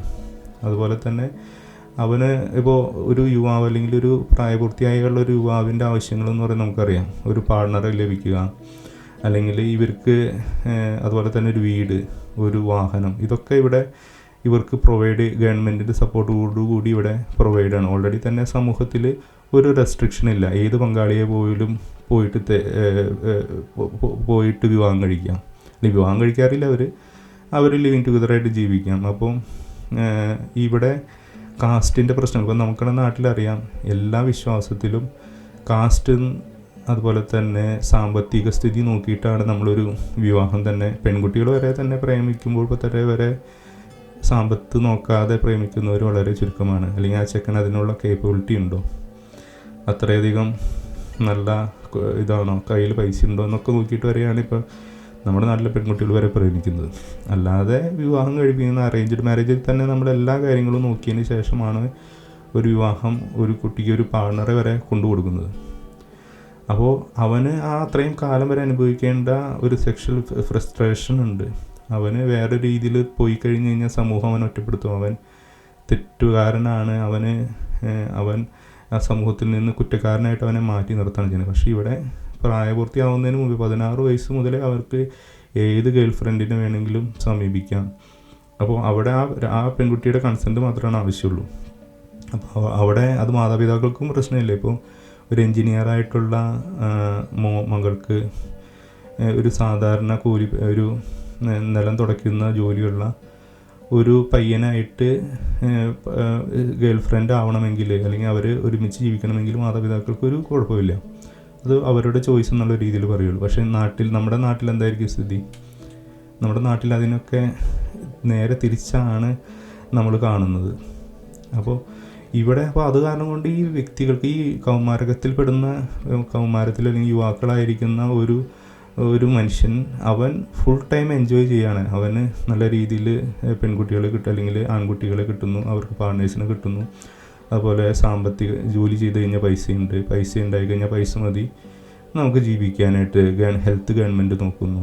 അതുപോലെ തന്നെ നല്ലൊരു ലോ സിസ്റ്റം, അതായത് കൈക്കൂലി മേടിക്കാത്ത ഒരു ഗവൺമെൻറ് സിസ്റ്റങ്ങൾ. അപ്പോൾ അവിടെ അവർക്ക് എന്ത് ആവശ്യമുണ്ട്, അവർക്ക് എവിടെയും നീതി കിട്ടുന്നു. അവിടെ വലിപ്പച്ചെറുപ്പ് നോക്കുന്നില്ല. പിന്നെ രണ്ടാമത്തെ കാര്യം, നമ്മുടെ നാട്ടിലെ പ്രശ്നം നമുക്കറിയാം. കയ്യൂക്കുള്ളവനും പവറുള്ളവനും പൈസ ഉള്ളവനാണ് സമൂഹത്തിൽ സ്ഥാനം. അവൻ എന്ത് പറഞ്ഞാലും ആൾക്കാർ കേൾക്കാനായിട്ട് ആൾക്കാർക്ക് താല്പര്യമാണ്. അവരുടെ വാക്കുകൾക്ക് വിലയുള്ളൂ. കയ്യിൽ പൈസ ഉണ്ടാക്കി വന്നവന് വന്നിരുന്ന് എന്ത് പൊട്ടത്തരം വിളിച്ച് പറഞ്ഞാലും അവിടെ ആളുകളത് കേട്ടിരിക്കും, അല്ലെങ്കിൽ അതിന് കൈയടിക്കും. അതുപോലെ തന്നെ അവർക്ക് സമൂഹത്തെ സ്വാധീനിക്കാൻ പറ്റും, ലോ ആൻഡ് ഓർഡറിനെ സ്വാധീനിക്കാൻ പറ്റും, ഗവൺമെൻറ് സിസ്റ്റങ്ങളെ സ്വാധീനിക്കാനുള്ള കഴിവ് നമ്മുടെ നാട്ടിലുണ്ട്. പക്ഷേ ഇവിടെ ഏത് പവറുള്ളവനും പവറില്ലാത്തവനും ദരിദ്രനോ അല്ലെങ്കിൽ ഏത് കാസ്റ്റിലായവനോ ഏത് രീതിയിലുള്ളവനായാലും എല്ലാവർക്കും തുല്യ പരിഗണന ആയതുകൊണ്ട് അവർക്ക് വേറൊരു ടെൻഷൻ്റെ ആവശ്യമില്ല. അപ്പോൾ ഒരു വ്യക്തി ടെൻഷൻ അടിക്കേണ്ട ആവശ്യങ്ങളൊന്നും, അതായത് സാധാരണ നമ്മുടെ നാട്ടിലെ ഒരു യുവാവ് ജീവിതത്തിൽ എടുക്കേണ്ട ഭാരങ്ങളൊന്നും ഈ രാജ്യങ്ങളിലെ യുവാക്കൾക്കില്ല. അവരുടെ ടെൻഷൻ ചിലപ്പോൾ ഒരു ഗേൾ ഫ്രണ്ട് പിണങ്ങി പോയത് മാത്രമായിരിക്കും. അപ്പോൾ ഉടൻ തന്നെ ചിലപ്പോൾ പിറ്റേ ദിവസം അവർക്ക് വേറെ ഗേൾ ഫ്രണ്ടിന് കിട്ടും. അപ്പോൾ അതൊക്കെ തന്നെയാണ് അവരെ മുന്നോട്ട്. അപ്പോൾ അവർക്ക് ഓരോ ദിവസവും കയ്യിൽ കിട്ടുന്ന പൈസ എടുത്ത് അവർക്ക് എൻജോയ് ചെയ്യാം. പൈസ ഇനി അവർക്ക് വളരെയധികം എന്തെങ്കിലും പൈസ ബാങ്ക്റപ്റ്റായിപ്പോയി, അവർ എന്തെങ്കിലും കാര്യങ്ങൾ ഇൻവെസ്റ്റ് ചെയ്തവർ പൈസ ഇല്ലാതെ പോയി കഴിഞ്ഞ് ബാങ്ക്റപ്റ്റ് ആയി കഴിഞ്ഞാൽ അത് തെളിയിച്ച് കഴിഞ്ഞ് കഴിഞ്ഞാൽ അവർക്ക് ബാങ്ക്റപ്സിയുടെ സപ്പോർട്ടും ഗവൺമെൻറ്റിൻ്റെ സൈഡിൽ നിന്ന് കിട്ടും. അപ്പോൾ ഇത് നമ്മുടെ നാട്ടിൽ നടക്കും? നമ്മുടെ നാട്ടിലൊന്നും നടക്കില്ല. അപ്പോൾ ഇവിടെ അതുപോലെ തന്നെ ഈ പൗരന് കൊടുക്കുന്ന വില, ഈ പൗരൻ അല്ലെങ്കിൽ ഒരു UK സിറ്റിസൺ, അല്ലെങ്കിൽ ഒരു യൂറോപ്യൻ സിറ്റിസൺ, അല്ലെങ്കിൽ ഒരു US സിറ്റിസണ് വേറെ രാജ്യത്ത് വന്നിറങ്ങിക്കഴിഞ്ഞ് കഴിഞ്ഞാൽ ആ രാജ്യം ആ പൗരനെ എത്രമാത്രം ആദരിക്കുന്നുണ്ടെന്നുള്ളത് നമുക്കറിയാം. നമ്മുടെ സിസ്റ്റങ്ങളിൽ പോലുമുണ്ട് ഒരു വിദേശ പൗരൻ, അല്ലെങ്കിൽ ഇങ്ങനെയുള്ള രാജ്യങ്ങളിലെ പൗരന്മാർക്ക് പല ആനുകൂല്യങ്ങളും പല വിസയുടെ ഇളവുകളും ഒക്കെ നിരവധി സ്ഥലങ്ങളിലുണ്ട്. അവരൊന്ന് തൊടാൻ പോലും നമുക്ക് ബുദ്ധിമുട്ടാണ്. നമുക്കറിയാം, അവരെ തൊട്ട് കഴിഞ്ഞാൽ നമ്മുടെ രാജ്യത്ത് അങ്ങനെയുള്ളൊരു UK സിറ്റിസനെയോ അല്ലെങ്കിൽ US സിറ്റിസനെയോ നമ്മൾ ആരെങ്കിലും ഉപദ്രവിച്ച് കഴിഞ്ഞാൽ ആ രാജ്യം എന്തൊക്കെ നടപടികൾ എടുക്കുന്നു നമ്മുടെ രാജ്യത്തിനെതിരെ. പക്ഷെ നമ്മുടെ നാട്ടിലെ എത്ര ആൾക്കാർ ഏതൊക്കെ രാജ്യങ്ങളിൽ പോയി മരിക്കുന്നു, ഏതൊക്കെ രാജ്യങ്ങളിൽ ജയിലിൽ പോയി കിടക്കുന്നു. ഒരാൾ നമ്മുടെ രാജ്യം അത് തിരിഞ്ഞു നോക്കുന്നുണ്ടോ? തിരിഞ്ഞു നോക്കുന്നില്ല എന്ന് ആക്ഷേപിക്കുന്നില്ല. പല സ്ഥലങ്ങളിലും നമ്മൾ യുക്രൈനിലൊക്കെ നമ്മൾ കണ്ടു, നമ്മുടെ രാജ്യം പോയി നമ്മുടെ ആൾക്കാരെ കൊണ്ടുവരുന്നതും യുദ്ധമുഖത്ത് പോയി കൊണ്ടുവരുന്നതും. പക്ഷേ നമ്മൾ കമ്പയർ ചെയ്ത് നോക്കുമ്പോൾ ഇവിടെ കമ്പാരിസൺ ചെയ്ത് നോക്കുകയാണ്. വികസിത രാജ്യങ്ങളായിട്ട് കമ്പയർ ചെയ്ത് നോക്കുമ്പോൾ നമ്മൾ ചെയ്യുന്നത് വളരെ തുച്ഛമാണ്. നിരവധി ആളുകൾ, ഇപ്പോൾ നജീബിൻ്റെ കേസ് പറഞ്ഞ പോലെ നിരവധി സ്ഥലങ്ങളിൽ പോയി ജീവിതം നയിക്കുന്നവരും, അതുപോലെ തന്നെ പല രീതിയിൽ ചൂഷണം ചെയ്യപ്പെട്ടുകൊണ്ട് നിരപരാധികൾ ജയിലിൽ കിടക്കുന്ന ആൾക്കാരും, അല്ലെങ്കിൽ മരിച്ചു പോയവരും കൊന്നവരും ഒക്കെ ആയിട്ട് നിരവധി പേരുണ്ട്. ഇവർക്കൊന്നും നമ്മുടെ രാജ്യം എത്രമാത്രം വില കൽപ്പിക്കുന്നു അല്ലെങ്കിൽ അവർക്ക് വേണ്ടി പ്രവർത്തിച്ചിട്ടുണ്ടോ എന്ന് നോക്കിക്കഴിഞ്ഞാൽ നമുക്കറിയാം നമ്മുടെ കേരളത്തിലൊരു സംഭവം ഉണ്ടായത്. അതായത് ഇറ്റലിയിൽ നിന്നുള്ള നാവികരൊരു മത്സ്യത്തൊഴിലാളികളെ കൊന്നതിന് ശേഷം ആ നാവികരെ ആ രാജ്യം ഇവിടുന്ന് കൊണ്ടുപോയി. അപ്പോൾ എല്ലാവരും ആ രാജ്യത്തിനെതിരെ അല്ലെങ്കിൽ പല രീതിയിൽ അത് വ്യാഖ്യാനിച്ചായിരുന്നു. പക്ഷേ നമ്മൾ നോക്കുക, ആ രാജ്യം കുറ്റക്കാരായിരുന്നിട്ട് പോലും അവരുടെ പൗരന്മാരെ ഈ രാജ്യത്തിൽ നിന്ന് മോചിപ്പിച്ച് കൊണ്ടുപോകണമെങ്കിൽ ആ രാജ്യത്തിൻ്റെ പവർ എന്തായിരിക്കും, അല്ലെങ്കിൽ ആ രാജ്യം ആ പൗരന്മാരെ എത്രയധികം ഇമ്പോർട്ടൻ്റ് ആയിട്ട് കാണുന്നുണ്ടായിരിക്കും. പക്ഷെ നമ്മളുടെ രാജ്യത്തിൽ നിന്ന് ഏതെങ്കിലും ഒരാൾ ഇതുപോലെ ഒരു കുറ്റം ചെയ്തുകൊണ്ട് ഒരു രാജ്യത്ത് വിട്ട് കഴിഞ്ഞ് കഴിഞ്ഞാൽ അവരെ തിരിച്ചു കൊണ്ടുവരിക എന്ന് പറയുന്നത് എത്ര വിഷമകരമായിട്ടുള്ള കാര്യമായിരിക്കും. അല്ലെങ്കിൽ അതിനുള്ള കേപ്പബിലിറ്റി നമ്മുടെ രാജ്യത്തിനുണ്ടോ എന്നുള്ളതാണ് രണ്ടാമത്തെ ചോദ്യം. അപ്പോൾ ആ കേസ് അവിടെ നിൽക്കട്ടെ. അത് കാരണം നമുക്കറിയാം നമ്മുടെ രാജ്യത്തിന് അത്രയധികം ബുദ്ധിമുട്ടുകളുണ്ട്, അത് നമ്മൾ ആക്സെപ്റ്റ് ചെയ്യുന്ന കാര്യമാണ്. അപ്പോൾ ഞാൻ പറഞ്ഞത് നമ്മുടെ രാജ്യത്ത് കുറ്റം പറയുകയല്ല, നമ്മൾ പിറന്നു വീണുന്ന മണ്ണ് നമുക്ക് ഏറ്റവും വലുതാണ്. അതിന് കുറ്റം പറഞ്ഞിട്ടോ അല്ലെങ്കിൽ കാര്യങ്ങൾ അതിൽ നല്ല വശങ്ങളുണ്ട്, അത് നമ്മുടെ രാജ്യത്തിൻ്റെ നന്മ എന്താണെന്ന് നമ്മളിതിൽ പറയുന്നില്ല, കാരണം അത് പറയാനായിട്ടൊരു വീഡിയോ നമ്മൾ ചെയ്യുന്നുണ്ട്. അപ്പോൾ നമ്മുടെ രാജ്യത്തിന് നന്മയില്ലാന്നോ അല്ലെങ്കിൽ നമ്മുടെ രാജ്യം മോശമാണെന്നോ എന്നല്ല ഞാൻ പറയുന്നത്, പക്ഷേ മറ്റു രാജ്യങ്ങളായിട്ട് കമ്പയർ ചെയ്ത് നോക്കുമ്പോഴുള്ള അവസ്ഥകളാണ് പറയുന്നത്. അപ്പോൾ നമ്മളുടെ മറ്റുള്ള രാജ്യത്തിലുള്ളൊരു വികസിത രാജ്യങ്ങളിലൊരു പയ്യന് അല്ലെങ്കിൽ ഒരു കുടുംബത്തിന് അവിടെ എത്ര സന്തോഷകരമായിട്ടായിരിക്കും അവർ ജീവിക്കുന്നത്. അവരുടെ ജീവിതത്തിൽ സമൂഹത്തിൻ്റേതായിട്ടുള്ള കെട്ടുപാടുകളില്ല. അവർക്ക് വേണമെങ്കിൽ ഒരു പാർട്ണറുമായിട്ട് ബന്ധം ഏർപ്പെടണമെങ്കിൽ, അതായത് ഇപ്പോൾ നമ്മുടെ നാട്ടിലൊക്കെ അമ്മമാരും അല്ലെങ്കിൽ അപ്പന്മാരൊക്കെ ഒരു കുടുംബത്തിൽ എന്തെങ്കിലുമൊക്കെ പ്രശ്നങ്ങളുണ്ടെങ്കിൽ അതൊക്കെ സഹിച്ച് ക്ഷമിച്ചുകൊണ്ട് മക്കളെ വളർന്നു വരുവാനായിട്ട് അല്ലെങ്കിൽ അവർക്ക് വേണ്ടിയിട്ട് അല്ലെങ്കിൽ കുടുംബം തകരാതിരിക്കാൻ വേണ്ടിയിട്ട് അവർ ത്യാഗങ്ങൾ അനുഭവിച്ചുകൊണ്ട് ജീവിച്ചു പോകുന്ന മാതാപിതാക്കളായിരിക്കും ഭൂരിഭാഗവും നമ്മുടെ ഇന്ത്യയിലും കേരളത്തിലൊക്കെ ഉള്ളത്, ഇപ്പോഴും ഉള്ളത്. പക്ഷേ ഇവിടുത്തെ സിറ്റുവേഷൻ എങ്ങനെയാണ്, അവരെന്തെങ്കിലും ചെറിയ പ്രശ്നം വന്നു കഴിഞ്ഞ് കഴിഞ്ഞാൽ അവർക്കത് അഡ്ജസ്റ്റ് ആവാനായിട്ട് അവർക്ക് താല്പര്യമില്ല. കാരണം വേറെ ആൾക്കാർ പുറത്ത് വെയിറ്റിംഗ് ആണ്, അല്ലെങ്കിൽ വേറെ ആൾക്കാർ അവൈലബിൾ ആണ്. അവർക്ക് അവരുടെ സന്തോഷം മാത്രം നോക്കിയാൽ മതി. മക്കളുടെ സന്തോഷമോ അല്ലെങ്കിൽ ഈ പാർട്ണർക്കുള്ള കാര്യങ്ങളൊന്നും അവർ നോക്കേണ്ട ആവശ്യമില്ല. കാരണം അത്രയധികം ആളുകൾ അവൈലബിൾ ആണ്. അവരെ പുറത്ത് ചെന്ന് കഴിഞ്ഞാൽ അവർ സ്വീകരിക്കാൻ തയ്യാറാണ്. അതുപോലെ മാതാപിതാക്കളെ നോക്കി നിൽക്കുന്നില്ല. മാതാപിതാക്കൾ അപ്പനമ്മയുണ്ടോയെന്നോ അമ്മയും അപ്പനും ഒരുമിച്ചാണ് ജീവിക്കുന്നതെന്നോ അവർ നല്ല ബന്ധത്തിലാണെന്നൊന്നും മക്കൾ തിരിഞ്ഞു നോക്കേണ്ട ആവശ്യമില്ല. അവിടെ ഓരോരുത്തരും ഇൻഡിവിജ്വലായിട്ടാണ് കാണുന്നത്. ഭാര്യയായാലും ഭർത്താവായാലും മക്കളായാലും അവർക്കെല്ലാവർക്കും ഇൻഡിവിജ്വലായിട്ടുള്ള പ്രാധാന്യവും ഇൻഡിവിജ്വലായിട്ടുള്ള റൈറ്റ്സുമാണുള്ളത്. അപ്പോൾ അവരുടെ സ്വാതന്ത്ര്യത്തിലൊന്നും മക്കളും കൈകടത്താറില്ല, അല്ലെങ്കിൽ മക്കളുടെ സ്വാതന്ത്ര്യത്തിൽ മാതാപിതാക്കളും കൈകടത്താറില്ല. അപ്പോൾ അങ്ങനെ രാജ്യത്തിൽ ജീവിക്കുന്ന ഒരു വ്യക്തി എത്ര സന്തോഷത്തോടു കൂടി അവിടുത്തെ ലോകത്തിൻ്റേതായിട്ടുള്ള സന്തോഷങ്ങളാണ് ഞാൻ പറയുന്നത്. മറ്റുള്ള സന്തോഷത്തെ പറ്റി നമ്മൾ അത് പറയുന്നില്ല. ലോകത്തിൻ്റെ കണ്ണിൽ കൂടെ നോക്കുകയാണെങ്കിൽ ഏറ്റവും അധികം സന്തോഷത്തിൽ കൂടെയാണ് ആ വ്യക്തി ജീവിച്ചു പോകുന്നത്. അതുപോലെ തന്നെ വൈകുന്നേരങ്ങൾ വന്നിരുന്ന് പബ്ബിൽ വന്നിരുന്ന് ജോലി കഴിഞ്ഞ് വന്നിരുന്ന് വൈകുന്നേരം വന്നിരുന്ന് പബ്ബിലിരുന്ന് എല്ലാവരും കൂടി അവരുടെ കൂട്ടുകാർക്കോട് ഒന്നിച്ച് വർത്തമാനം പറഞ്ഞ് ബിയറൊക്കെ കഴിച്ച് ഡാൻസൊക്കെ ചെയ്തുകൊണ്ട് രാത്രി അവർ കിടന്നുറങ്ങുന്നു. അതുപോലെ തന്നെ നിരവധി കായിക വിനോദങ്ങളിൽ ഏർപ്പെടുന്നു അവർക്ക്. കാരണം അവർക്കിപ്പോൾ ആഴ്ചയിൽ 2 ദിവസം 3 ദിവസം വർക്ക് ചെയ്താൽ തന്നെ അവരുടെ ഒരാഴ്ച ജീവിക്കാനുള്ള പൈസ അവർക്ക് കിട്ടി. അപ്പോൾ പിന്നെ ബാക്കിയുള്ള സമയങ്ങൾ മുഴുവൻ വിനോദത്തിന് വേണ്ടി അവർക്ക് ചിലവഴിക്കാം. കാരണം അവർക്ക് അവിടെ കൊച്ചങ്ങളുടെ പ്രസവമോ അല്ലെങ്കിൽ കുട്ടികളുടെ ചിൽഡ്രൻസിൻ്റെ കാര്യങ്ങളൊന്നും നോക്കേണ്ട ആവശ്യങ്ങളോ അതൊന്നുമില്ല, കമ്മിറ്റ്മെൻറ്റ്സ് ഒന്നുമില്ല. നോക്കാത്തവരെന്നല്ല പറഞ്ഞാൽ അവർക്ക് അങ്ങനെ കമ്മിറ്റ്മെൻറ്റ്സിൻ്റെ ആവശ്യങ്ങളോ ഇല്ല. അപ്പോൾ അവർക്ക് ഇഷ്ടംപോലെ വിനോദങ്ങളിൽ ഏർപ്പെടാം, പല സ്പോർട്സുകളിൽ ആക്ടിവിറ്റീസിൽ പോവാം, പല സ്ഥലങ്ങളിലും ക്ലബ്ബുകളിൽ പോവാം. അങ്ങനെ അവർക്ക് എപ്പോഴും സന്തോഷിച്ചുകൊണ്ട് അവരുടെ ജീവിതം മുന്നോട്ട് കൊണ്ടുപോകാം.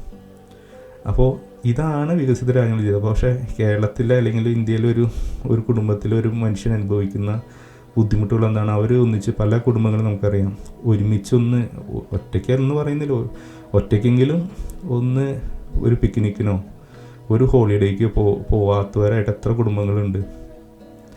കുടുംബങ്ങൾ ഒരുമിച്ച് ഒന്ന് ഒരു സിനിമയ്ക്ക് പോകാനായിട്ട് പോലും നമ്മുടെ നാട്ടിൽ സാഹചര്യങ്ങളില്ല.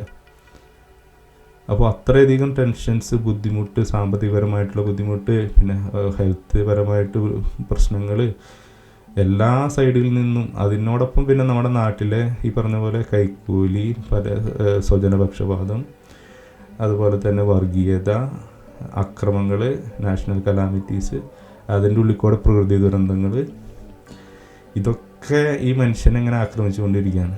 അപ്പോൾ എത്രയധികം ആടുജീവിതത്തിലാണ് നമ്മളെല്ലാവരും ജീവിച്ചിരിക്കുന്നതെന്നാണ് നമ്മൾ മനസ്സിലാക്കേണ്ടത്. ഇതിനൊക്കെ എന്താണ് പോംവഴി എന്നുള്ളതും കൂടി നമ്മളൊന്ന് ചിന്തിക്കണം. അപ്പോൾ അതിനൊക്കെ ഒരു പോംവഴി അടുത്തൊരു വീഡിയോയിൽ നമുക്ക് ചിന്തിക്കാം. നമുക്കും എല്ലാ കാര്യങ്ങളൊന്നും ചെയ്യാനായിട്ട് സാധിക്കില്ല, പറയാനായിട്ട് സാധിക്കില്ല. എല്ലാവരുടെയും അറിവിലേക്ക് കൊണ്ടുവരിക എന്നുള്ള ഒരു കാര്യമാണ്. നമ്മളും ചിന്തിക്കേണ്ടതാണ് ഈ വസ്തുതകളൊക്കെ. അപ്പോൾ ഈ ആടുജീവിതം നയിക്കുന്ന മലയാളികൾ ഇടയ്ക്കൊന്ന് ചിന്തിക്കുക, നമ്മൾ എടുത്തിരിക്കുന്ന ഈ ഭാരങ്ങളൊക്കെ അത്രയധികം ഭാരങ്ങൾ എടുക്കേണ്ട ആവശ്യമുണ്ടോ? അല്ലെങ്കിൽ ചിലപ്പോൾ സമൂഹത്തിൻ്റെ പ്രഷർ കൊണ്ടായിരിക്കും നമ്മൾ പല കാര്യങ്ങളും ചെയ്യുന്നത്, അല്ലേ?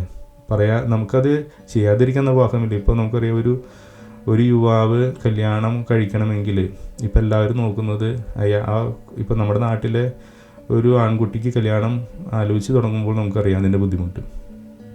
പെൺവീട്ടുകാരെ അല്ലെങ്കിൽ നോക്കുന്നു, ഇപ്പോൾ നമ്മൾ തന്നെയാലും നമ്മുടെ പെൺമക്കളെ കെട്ടിച്ചുവിടാൻ നോക്കുന്നത് നല്ലൊരു വിദ്യാഭ്യാസമുള്ളവനും നല്ല സാമ്പത്തിക നിലവാരമുള്ളവനും, ചിലപ്പോൾ ഭൂരിഭാഗം ആൾക്കാരെ അയക്കുന്നത് UK, USA തുടങ്ങിയ രാജ്യങ്ങളിൽ ജോലിയുണ്ടോ, അല്ലെങ്കിൽ ഗവൺമെൻറ് ജോലി നല്ല ഇതാണോ, അല്ലെങ്കിൽ വീട്ടിൽ സമ്പത്തുണ്ടോ എന്നുള്ള കാര്യങ്ങളൊക്കെ നോക്കിക്കൊണ്ടാണ് കല്യാണം കഴിക്കുന്നത്. അപ്പോൾ നമ്മൾ ഇത് മാറ്റം വരുത്തണമെങ്കിൽ എന്തായാലും നമ്മുടെ കുടുംബത്തിൽ നിന്ന് തന്നെ നമ്മൾ തന്നെ മാറ്റം വരുത്തിയാലേ നടക്കുള്ളൂ എല്ലാ കാര്യങ്ങളും. അല്ലാതെ നമ്മൾ ആരെയും കുറ്റം പറഞ്ഞിട്ട് കാര്യമില്ല, അല്ലേ? ഇപ്പോൾ നമ്മൾ ഗവൺമെൻറ് സിസ്റ്റങ്ങളെ കുറ്റം പറയാറുണ്ട്, എല്ലാം കൈക്കൂലിക്കാരാണ്, അഴിമതി കാണിക്കുന്നവരാണ്. പക്ഷേ ഈ ജനങ്ങൾ വരുന്നത് എവിടെ നിന്നാണ്? ഒരു കുടുംബത്തിൽ നിന്നാണ് വരുന്നത്. ബേസിക്കായിട്ടൊരു കുടുംബത്തിൽ ഇങ്ങനെയുള്ള മക്കൾ ജനിക്കുന്നതും അല്ലെങ്കിൽ മക്കളെ ആ ചെറുപ്പം മുതലേ അവരെ മോൾഡ് ചെയ്യുന്നതിനനുസരിച്ചാണല്ലോ ആ വ്യക്തി വളർന്ന് വലുതാകുകയും വലുതാകുകയും ആ കുടുംബത്തിൽ എന്താണ് പഠിപ്പിച്ചത് അതായിരിക്കുമല്ലോ അവർ സമൂഹത്തിലും ചെയ്യുന്നത്. ബേസിക്കായിട്ട് ഓരോ കുടുംബങ്ങൾ തന്നെയാണ് മാറേണ്ടത്. അതിന് അല്ലെങ്കിൽ ഗവൺമെൻറ് ജീവനക്കാർ മൊത്തം മോശക്കാരാണെന്നോ അല്ലെങ്കിൽ നേതാക്കൾ മൊത്തം മോശക്കാരാണെന്ന് പറഞ്ഞിട്ടൊന്നും ഒരു കാര്യമില്ല. എല്ലാ കുടുംബത്തിലും അതുണ്ട്. നമ്മൾ തന്നെ ലൂപ്പ് ഹോൾസ് നോക്കാത്ത ആൾക്കാരുണ്ടോ? നമുക്കറിയാം, നമ്മുടെ ഒരു കാര്യം നടത്തി കിട്ടാനായിട്ട് ചിലപ്പോൾ നമുക്ക് അതിന് യോഗ്യത ഇല്ലെങ്കിൽ, അല്ലെങ്കിൽ നിയമപരമായിട്ട് മുന്നോട്ട് പോയി കഴിഞ്ഞാൽ നമുക്കത് സാധ്യതയില്ലെങ്കിൽ നമ്മൾ പലപ്പോഴും ഷോർട്ട് കട്ടുകൾ നോക്കാറുണ്ട്, അല്ലേ? അപ്പോൾ നമുക്ക് ആവശ്യമുള്ള സമയത്ത് നമ്മൾ ചിലപ്പോൾ ഈ കൈകടത്തലുകൾ ചെയ്യാറുണ്ട്, അല്ലെങ്കിൽ കൈക്കൂലി തുടങ്ങിയതിലേക്ക് പോകാറുണ്ട്. എന്നാൽ മറ്റുള്ളവർ അത് വേറെ രീതിയിൽ ചെയ്യുമ്പോൾ നമുക്കത് പറ്റില്ല. അപ്പോൾ നമ്മളാണ് അത് നമ്മുടെ കുടുംബത്തിൽ തന്നെ ആദ്യം മാറ്റേണ്ടത്. അപ്പോൾ നമുക്കത് മാറ്റാനായിട്ട് തയ്യാറുണ്ടോ? അപ്പോൾ അത് കാര്യങ്ങളെ പറ്റിയൊക്കെ നമ്മളൊന്ന് ചിന്തിക്കുന്നത്. അതുപോലെ തന്നെ ഈ ആടുജീവിതം നയിക്കുന്ന ആൾക്കാരും കൂടി പറയാണ്, വലിയ ആടുജീവിതം നയിക്കുന്നവർ, നിങ്ങളുടെ ജീവിതത്തിൽ എല്ലാവരും കുടുംബത്തിന് വേണ്ടിയിട്ടും മക്കൾക്ക് വേണ്ടിയിട്ടും ഇങ്ങനെ ചെയ്തുകൊണ്ട് നിങ്ങൾ ഒരു ജീവിതത്തിൽ സന്തോഷം അനുഭവിക്കാതെ അല്ലെങ്കിൽ വേണ്ടത്ര രീതിയിൽ പോവാതെ പോവുകയാണെങ്കിൽ നിങ്ങൾ ഏതെങ്കിലും സമയത്ത് ഇത് നിങ്ങളെപ്പോൾ ഇത് അനുഭവിക്കുന്നത് വിചാരിച്ചിട്ടാണ് തിരിച്ച് നിങ്ങളുടെ ഒരു പ്രായം കഴിഞ്ഞ് പോയതിന് ശേഷം, നല്ല പ്രായം കഴിഞ്ഞതിന് ശേഷം അല്ലെങ്കിൽ മക്കൾ വളർന്ന് വലുതായതിന് ശേഷം നിങ്ങൾ നാട്ടിലേക്ക് അല്ലെങ്കിൽ കുടുംബത്തോടൊപ്പം ജീവിക്കാനായിട്ടൊക്കെ തിരിച്ചു വരുമ്പോൾ നിങ്ങൾ എന്ത് നേടി അവസാനം? ആ സമയത്ത് പലരുടെയും കണ്ണീര് കുതിർന്ന കഥകൾ നമുക്ക് കേൾക്കാം. അതായത് വീട്ടുകാർ മക്കൾക്ക് അപ്പനെ അല്ലെങ്കിൽ മാതാപിതാക്കളോട് താല്പര്യമില്ല, അല്ലെങ്കിൽ ഭാര്യയ്ക്ക് ഭർത്താവിനെ വേണ്ട എന്നുള്ള സിറ്റുവേഷൻസൊക്കെ നമുക്ക് കാണാം. അപ്പോൾ സമ്പാദിക്കുന്നതൊക്കെ അതുപോലെ തന്നെ നമ്മൾ പല കാര്യങ്ങളും നമ്മുടെ തെറ്റായിട്ട് നമ്മൾ കാണുന്നു. അതായത് മക്കൾക്ക് വേണ്ടി ഒരുവിധം നമ്മൾ നമ്മുടെ ബുദ്ധിമുട്ടുകൾ നമുക്ക് അറിയുന്നത് കൊണ്ട് മക്കൾക്ക് നമ്മൾ സമ്പാദിച്ച് കൊടുത്ത് നമ്മളുടെ ഉദ്ദേശം എന്താണ്? ഈ മക്കൾ ഈ പൈസ ഈ നല്ലൊരു സാമ്പത്തിക നിലവാരത്തിലായി കഴിഞ്ഞു കഴിഞ്ഞാൽ അവർ ആ സാമ്പത്തിക നിലവാരത്തിൽ നിന്നുകൊണ്ട് വീണ്ടും നല്ലൊരു ഉയർച്ചയിലേക്ക് പോകുമെന്ന് വിചാരിച്ചിട്ടാണ് ഭൂരിഭാഗം മാതാപിതാക്കളും ഈ നരക ജീവിതം നയിക്കുന്നതും മക്കൾക്ക് വേണ്ടിയിട്ടും കുടുംബത്തിന് വേണ്ടി സമ്പാദിക്കുന്നത്. എന്നാൽ തിരിച്ചാണ് അവിടെ സംഭവിക്കുന്നത്. ഈ മക്കൾ ഇതുപോലത്തെയുള്ള ബുദ്ധിമുട്ടുകളൊന്നും അറിയാതെ അല്ലെങ്കിൽ ഈ ഒരു പ്രത്യേകിച്ച് അപ്പനുമായിട്ടുള്ളൊരു ബന്ധമില്ലാതെ അല്ലെങ്കിൽ അവർക്കെല്ലാം ചോദിക്കുമ്പോൾ കിട്ടി അല്ലെങ്കിൽ അവർക്ക് എല്ലാ കാര്യങ്ങളെയും റെഡിയായിട്ട് ലഭിച്ച് അവരത് മിസ്യൂസാണ് സാധാരണഗതിയിൽ ചെയ്യുന്നത്. വളരെ ചുരുക്കം കുട്ടികളാണ് ഈ സാഹചര്യം നിന്നുകൊണ്ട് ഇതിനേക്കാൾ ഒരു പടി മുകളിലേക്ക് അവർ വളരാനായിട്ട് ശ്രമിക്കുള്ളൂ. അല്ലാത്ത ഭൂരിഭാഗം കുട്ടികളും ഈ കിട്ടുന്ന പൈസ അല്ലെങ്കിൽ ഈ സമ്പത്ത് മിസ്യൂസ് ചെയ്തുകൊണ്ട് അത് മാക്സിമം എക്സ്പ്ലോയിറ്റ് ചെയ്ത് അവരെ നശിപ്പിക്കാനും തന്നെയും അവരുടെ നാശത്തിലേക്കാണ് അത് യൂസ് ചെയ്തുകൊണ്ടിരിക്കുന്നത്. അപ്പോൾ നമ്മൾ ഓരോരുത്തരും റിവ്യൂ ചെയ്യേണ്ട സമയങ്ങളാണ്. നമ്മുടെ കുടുംബത്തോടൊപ്പം നമ്മൾ കൊടുക്കേണ്ട സമയം നമ്മൾ കൊടുക്കുന്നുണ്ടോ? മക്കളോടൊപ്പം കൊടുക്കേണ്ട സമയം നമ്മൾ ചിലവഴിക്കുന്നുണ്ടോ? നമ്മൾ തന്നെ എൻജോയ് ചെയ്യുന്നുണ്ടോ നമ്മുടെ ജീവിതം? നമ്മൾ സന്തോഷത്തോടുകൂടിയാണോ ജീവിക്കുന്നത്? നമ്മൾ എത്രമാത്രം നമ്മുടെ ജീവിതത്തിൽ സംതൃപ്തനാണ് എന്നുള്ള കാര്യത്തെ പറ്റിയൊക്കെ. അപ്പോൾ നമ്മൾ പൊങ്ങാത്ത ഭാരങ്ങൾ ഇപ്പോഴും തലയിൽ കൊണ്ട് നടക്കുന്നുണ്ടോ? നമ്മൾ സോഷ്യൽ പ്രഷർ കൊണ്ട് സമൂഹത്തിൽ വലിയ ആളായിരുന്നു കാണിക്കാനായിട്ട്. പലരുടെയും വേറൊരു നമ്മുടെ നാട്ടിലുള്ള ഏറ്റവും വലിയ പ്രശ്നം എന്ന് പറയുന്നത്, എല്ലാവരുടെയും പ്രശ്നം, എൻ്റെ അടക്കവും പ്രശ്നം നമുക്ക് പറയാം, നമ്മൾ സമൂഹത്തിലൊരു നിലയും വിലയും കിട്ടാനായിട്ട് എന്ത് വേണമെങ്കിലും നമ്മൾ കാണിക്കും. ഒരു വലിയ വീട് വയ്ക്കാനായിട്ട് ശ്രമിക്കും, അല്ലെങ്കിൽ വലിയ കാറ് മേടിക്കാനായിട്ട്, അല്ലെങ്കിൽ മറ്റുള്ളവർ നമ്മളെ നല്ല വലിയ ആളാണെന്ന് പറയണം, നമ്മൾ വലിയ സംഭവമാണെന്ന് കാണിക്കണം, സമൂഹത്തിൽ സ്ഥാനം വേണം എന്നുള്ളതൊക്കെ തോന്നിപ്പിക്കാനായിട്ട് അനാവശ്യമായിട്ടുള്ള ഭാരങ്ങൾ തലയിൽ കയറ്റി വയ്ക്കുന്നവരുണ്ട്. അപ്പോൾ അതൊക്കെ റിവ്യൂ ചെയ്യേണ്ട സമയമാണ്. പിന്നെ അതുപോലെ തന്നെ കുടുംബങ്ങൾക്കും ഒരു ചിന്തയും കൂടി കൊണ്ട് ഒരു കല്യാണം എന്ന് പറയുന്നത് അത് നമുക്ക് എന്തായാലും ആരെയും കുറ്റം പറഞ്ഞിട്ട് കാര്യമില്ല. കാരണം സമൂഹം നോക്കുന്നത് അങ്ങനെ തന്നെയാണ്. നല്ലൊരു വീട്, നല്ലൊരു പൈസ ഉള്ളവനെയൊക്കെ തന്നെയാണ് സമൂഹത്തിൽ കല്യാണങ്ങൾ, അതൊരു വിവാഹത്തിനായാലും എല്ലാവരും നോക്കിക്കൊണ്ടിരിക്കുന്നത്. അപ്പോൾ അങ്ങനെ ഒരു രീതിയിൽ ജീവിക്കാതെ നമുക്ക് അങ്ങനെയുള്ള രീതിയിൽ അവർക്കും കൂടി തോന്നണ്ടേ, പെൺവീട്ടുകാർക്കും അല്ലെങ്കിൽ തോന്നണ്ടേ, ഇങ്ങനെ ഒരു പയ്യൻ, ഒരു സാധാരണ ജോലിയുള്ള ഒരു പയ്യൻ, അല്ലെങ്കിൽ നല്ലൊരു സൽസ്വഭാവിയായ ഒരു പയ്യനാണെങ്കിൽ അവർക്ക് വിവാഹം ചെയ്തു കൊടുക്കണമെന്ന് പെൺവീട്ടുകാർക്കും കൂടി തോന്നണ്ടേ. അപ്പോൾ അത് തോന്നാത്തിടത്തോളം കാലം ഈ ആൺകുട്ടികൾക്ക് ഈ ഭാരം കൂടിയും വഹിച്ചേ തീരൂ. അവർക്ക് എന്തെങ്കിലുമൊക്കെ ആണെന്ന് കാണിക്കുകയും ചെയ്യണം. അവരെന്തെങ്കിലുമൊക്കെ അവിടെ ഉണ്ടെന്ന് കാണിച്ചാൽ മാത്രമാണ് അവർക്ക് സമൂഹത്തിൽ വില കിട്ടുള്ളൂ. അപ്പോൾ ഈ ചിന്തകളോടുകൂടി നമ്മുടെ ഈ വീഡിയോ അവസാനിക്കുകയാണ്. എല്ലാവരും തങ്ങളുടെ ആടുജീവിതത്തെ പറ്റി ഒന്നുകൂടി റിവ്യൂ ചെയ്യുക, ചിന്തിക്കുക. Welcome to common sense.